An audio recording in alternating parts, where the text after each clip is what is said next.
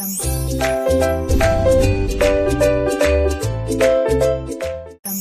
everyone, welcome to my channel Chemistry SR. Those who are new here, myself Subaraidu. I teach chemistry in simple way. If you are interested, keep watching. Okay, in today's session we are going to discuss about bonding in coordination compounds. Intermediate second year or 12th class chemistry, the chapter coordination compounds or complex compounds. ఇందులో మనం ఈరోజు discuss చేస్తున్న topic bonding in coordination compound. యాక్చువల్గా coordination compounds complex కాంపౌండ్లో bonding ఎలా ఉంటుంది అనేది ఎందుకు తెలుసుకోవాలి అంటే, యాక్చువల్గా మనకు కాంప్లెక్స్ కాంపౌండ్ నుంచి వెరీ ఫస్ట్ మనకు ఆ బాండింగ్ కాన్సెప్ట్ని ఎక్స్ప్లెయిన్ చేసిన థియరీ ఏంటంటే వెర్నర్స్ థియరీ. ఎవరు? Werner. Werner is also called as a father of coordination compounds. కోఆర్డినేషన్ కాంపౌండ్లో అందులో ఉన్న బాండింగ్ ఆస్పెక్ట్స్ గురించి ఫస్ట్ మనకు ఎక్స్ప్లెయిన్ చేసింది ఆయన. But that Werner theory could not explain some phenomenas. So that we have to rectify that, we have to introduce new theories. So ఆయన కొన్ని కాన్సెప్ట్లు ఎక్స్ప్లెయిన్ చేయలేకపోయాడు, వాటిని ఓవర్కమ్ చేయడానికి కొత్త థియరీస్ ఇంట్రడ్యూస్ చేయడం మొదలుపెట్టారు. ఓకేనా? ఏంటి ఏ ఫ్యాక్టర్స్ మనకు అక్కడ వెర్నర్ థియరీలో ఎక్స్ప్లెయిన్ చేయలేదు అంటే, ఫస్ట్ థింగ్ ఏంటంటే why only certain elements can form complexes. ఏమంటున్నాడు ఇక్కడ? Why only certain elements can form complexes అంటే D and A block elements form complexes అంట. Why not S block element, why not P block element, ఈ విషయం గురించి Werner theory ఎక్కడా మనకు explain చేయలేదు. One. Second thing, Werner theory చెప్పని విషయాలు. Why the bonds in complex compounds are directional. So bonds are directional అంటే మనకు 4 బాండ్స్ ఉంటే టెట్రాహెడ్రల్ జామెట్రీ, 5 ఉంటే ట్రైగోనల్ బైపిరమిడల్, 6 ఉంటే ఆక్ట్రాహెడ్రల్, లైక్ దట్ ఒక స్పెసిఫిక్ జామెట్రీలో అరేంజ్ అయి ఉంటాయి కాంప్లెక్స్ కాంపౌండ్స్. అంటే bonds are directional so that the molecule get specific geometry అంట.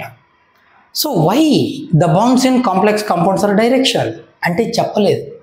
ఓకేనా? సరే, next third thing, this Werner theory could not explain the magnetic property and optical properties of complex compound. Magnetic properties means complex compound may be diamagnetic or paramagnetic. When the complex compound is placed in external magnetic field, it may be partially attracted by external magnetic field, say paramagnetic, partially repelled by external magnetic field, say diamagnetic. So ఈ విషయాలు explain చేయలేదు. Optical property, exhibit optical isomerism, rotate the plane polarised light towards either right side or left side, some complex compound. So these things could not be explained by Werner's theory. So that we have to know these things. Valence bond theory, crystal field theory, ligand field theory and molecular orbital theory, ఇలాంటి theories అన్నీ introduce చేశారు. ఇలాంటి విషయాలన్నీ తెలుసుకోవడానికి, magnetic properties తెలుసుకోవడానికి, colour గురించి తెలుసుకోవడానికి, specific geometry ఎప్పుడు వస్తుంది, ఎప్పుడు డయామాగ్నెటిక్, ఎప్పుడు పారామాగ్నెటిక్, ఇవన్నీ తెలుసుకోవడానికి మనం తెలుసుకోవాల్సింది విబిటి వ్యాలెన్స్ బాండ్ థియరీ గురించి చూద్దాం. సో ఇక్కడ మనకు వ్యాలెన్స్ బాండ్ థియరీ ఎలా మనకు complex compounds formation of bonding, magnetic moment గురించి ఎక్స్ప్లెయిన్ చేస్తుందో ఈ వీడియోలో చూద్దాం. Okay, now let's start the valence bond theory, VBT. According to valence bond theory, under the influence of ligand, ఎప్పుడైతే ligand మెటల్ను approach అవుతుందో అప్పుడు ఏం జరుగుతుందంటే, metal utilises its inner d orbitals and outer sp orbitals for bonding. Sometimes metal utilises its valence sp d orbitals for hybridisation, for bonding. So ఎప్పుడైతే ligand మెటల్ను approach అవుతుందో అప్పుడు ఏమవుతుందంటే, under the influence of ligand metal ఏం చేస్తుందంట, తన inner షెల్లో ఉన్న D ఆర్బిటాల్ని, outer షెల్లో ఉన్న ఎస్పి ఆర్బిటాల్ని ఎలాగో చూద్దాం. లేదా అవుటర్ షెల్లోనే ఉన్నటువంటి sp-d ఆర్బిటాల్ని యూటిలైజ్ చేసుకుని ఒక పర్టికులర్ హైబ్రిడైజేషన్లో ఇన్వాల్వ్ అవుతుందంట బాండ్ ఫామ్ చేయడానికి. ఒక చిన్న ఎగ్జాంపుల్ తీసుకుందాం. For example say iron atomic number 26. Okay, so electronic configuration we have 3d6 4s2 3d6 4s2 20 3d6 26 clear.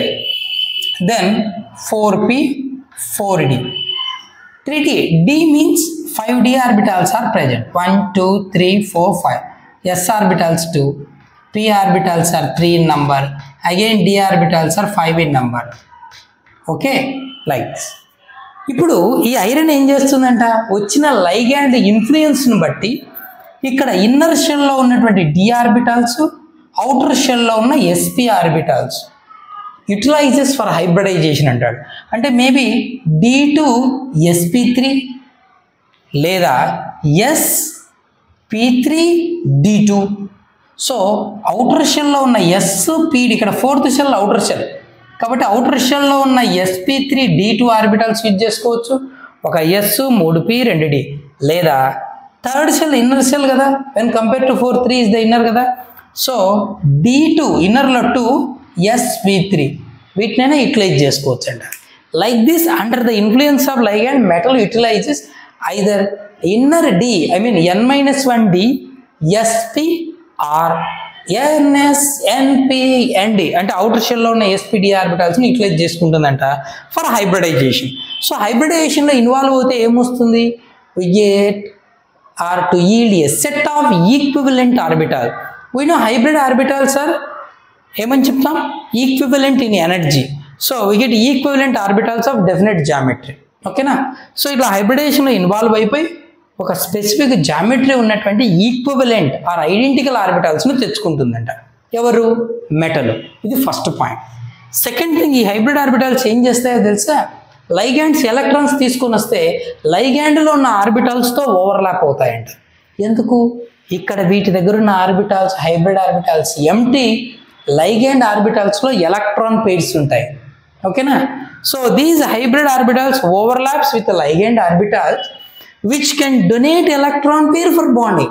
ఎప్పుడైతే లైగాండ్ ఆర్బిటాల్స్తో మన హైబ్రిడ్ ఆర్బిటాల్స్ ఓవర్లాప్ అవుతాయో ఆ లైగాండ్ ఆర్బిటాల్స్ ఎలక్ట్రాన్ పేర్ను డొనేట్ చేస్తాయి. ఎందుకు, ఫర్ బాండింగ్.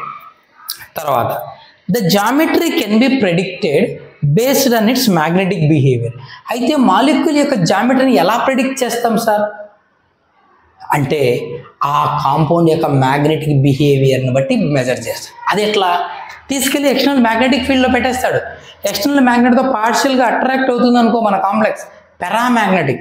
ఓహో కోఆర్డినేషన్ నంబర్ ఇంత, పారామ్యాగ్నెటిక్ అంటే హైబ్రిడైజేషన్ ఇది అయి ఉండొచ్చు. లేదు రిపెల్ అవుతోంది, డయామ్యాగ్నెటిక్, ఓహో ఇలా ఉండొచ్చు అని చెప్తాడు. అదేంటో కూడా ఇప్పుడు మనం చూద్దాం. ఓకే, సపోజ్ ఇప్పుడు కోఆర్డినేషన్ నంబర్ 4 అనుకుందాం. Coordination number 4 it means 4 ligands approaches to central metal. అప్పుడు ఆయన ఏం చేస్తాడంటే జామెట్రీ ఏముండొచ్చు, హైబ్రిడైజేషన్ ఏముండొచ్చు అంటే ఈ కాంప్లెక్స్ కాంపౌండ్ను ఎక్స్టర్నల్ మ్యాగ్నెటిక్ ఫీల్డ్లో పెట్టినప్పుడు అది డయామ్యాగ్నెటిక్ అనుకో. ఏమనుకుంటున్నావు, డయామ్యాగ్నెటిక్ అనుకో, లేదా పారామ్యాగ్నెటిక్ అవ్వచ్చు. ఎక్స్టర్నల్ మ్యాగ్నెటిక్ ఫీల్డ్తో అట్రాక్ట్ అయిందనుకో పార్షియల్గా, అప్పుడు పారామ్యాగ్నెటిక్ అన్నాం. పారామ్యాగ్నెటిక్ అన్నప్పుడు జామెట్రీ ఏముంటుంది, హైబ్రిడైజేషన్ ఏముంటుంది. డయా ఉన్నప్పుడు ఏముంటుంది, హైబ్రిడైజేషన్ ఏముంటుంది. ఇలా జామెట్రీ అండ్ హైబ్రిడైజేషన్ను ఆ మ్యాగ్నెటిక్ బిహేవియర్ బేస్ చేసుకొని మెజర్ చేశాడు. పారామ్యాగ్నెటిక్ అంటే ఇన్నర్ షెల్లో అన్పెయిడ్ ఎలక్ట్రాన్స్ ఉన్నాయి, ఓన్లీ అవుటర్ ఆర్బిటాల్స్ ఇన్వాల్వ్ అవుతాయి. సో sp3 హైబ్రిడైజేషన్ ఉంటుంది, అప్పుడు జామెట్రీ టెట్రాహెడ్రల్ ఉంటుంది అని మనకు ఇన్ఫార్మ్ చేయడం జరిగింది. So tetrahedral geometry. Suppose coordination number 4 అయినా కూడా నీకు డయామ్యాగ్నెటిక్ అంటే ఇన్నర్ షెల్లో డి ఆర్బిటాల్స్ ఇన్వాల్వ్ అయితే, ఐ మీన్ dsp2 హైబ్రిడైజేషన్ అయితే అప్పుడు జామెట్రీ ఏముంటుందంటే స్క్వేర్ ప్లేనార్ జామెట్రీ ఉంటుందంట. సో ఇక్కడ ఎక్కువ కన్ఫ్యూజ్ అవ్వకూడదు, ఇది ఓన్లీ కాన్సెప్టే. దీనిపైన మనం 4 కాంప్లెక్స్ కాంపౌండ్లకు ఎలా బాండింగ్, ఎలా ఎలక్ట్రాన్ బైట్ డొనేట్ చేస్తాయి, హైబ్రిడ్ ఆర్బిటాల్స్ ఎలా వస్తాయి అన్నీ క్లియర్గా నెక్స్ట్ వీడియోస్లో చూద్దాం. ఇప్పుడు మీకు పిక్చర్ క్లారిటీ వస్తుంది. ఓకే, తర్వాత నెక్స్ట్ సరే, ఇక్కడ కోఆర్డినేషన్ నెంబర్ 4 ఉన్నప్పుడు sp3 హైబ్రిడ్ ఆర్బిటాల్స్ యూటిలైజ్ చేసుకుంటే tetrahedral, dsp2 hybrid orbitals utilise చేసుకుంటే స్క్వేర్ ప్లానార్ అన్నాం. ఇంకో విషయం ఏంటంటే ఒకవేళ కోఆర్డినేషన్ నెంబర్ 5 ఉందనుకో, అప్పుడు మనకు 2 పాసిబిలిటీస్ ఉంటాయి. ఒకటి 5 కదా ఉండాలి, sp3 డీహైబ్రిడైజేషన్ ఇన్వాల్వ్ అయి ఉండొచ్చు, లేదా sp3 హైబ్రిడైజేషన్లో అయినా ఇన్వాల్వ్ అయి ఉండొచ్చు కోఆర్డినేషన్ నెంబర్ 5 ఉన్నప్పుడు. సపోజ్ sp3 డీహైబ్రిడైజేషన్లో ఇన్వాల్వ్ అయితే జామెట్రీ ఏముంటుందంటే ట్రైగోనల్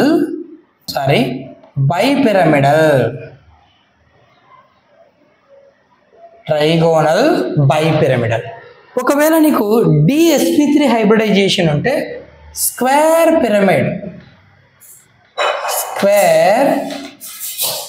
పిరమిడల్ జామెట్రీ. ఏ జామెట్రీ అయినా స్క్వేర్ పిరమిడల్ జామెట్రీ. ఇప్పుడు కోఆర్డినేషన్ నెంబర్ 6 ఉందనుకో, అంటే 6 లైగాండ్స్ లేదా 6 డేటివ్ బాండ్స్ ఉన్నాయనుకో, అప్పుడు మనకు హైబ్రిడైజేషన్ ఏముండొచ్చు అంటే sp3 d2 లేదా d2 sp3 హైబ్రిడైజేషన్. ఓకేనా, 2 పాసిబిలిటీస్ ఉన్నాయి, sp3 d2 are d2 sp3. అప్పుడు జామెట్రీ ఏముంటుంది, sp3 d2 అయినా d2 sp3 అయినా జామెట్రీ మాత్రం ఆక్టాహెడ్రలే. So geometry octahedral. ఓకేనా, octahedral. So like this he predicted the geometry and hybridization of complex compounds based on magnetic behavior. Complex కాంపౌండ్లో magnetic behaviour base చేసుకొని ఏ కోఆర్డినేషన్ నెంబర్కి ఏ హైబ్రిడైజేషన్ ఉంటుంది, జామెట్రీ ఏముంటుంది అనే విషయాన్ని నోటీస్ చేశాడు వ్యాలెన్స్ బాండ్ థియరీలో.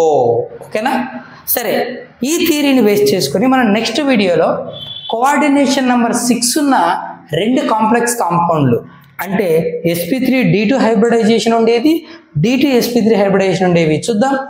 మరొక వీడియోలో కోఆర్డినేషన్ నెంబర్ 4 ఉన్నది, sp3 ఉండేది, dsp2 ఉండేది కూడా చూద్దాం. ఓకే, అప్పటికి మనకు మ్యాక్సిమం ఈ వ్యాలెన్స్ బాండ్ థియరీ క్లియర్గా అర్థమవుతుంది.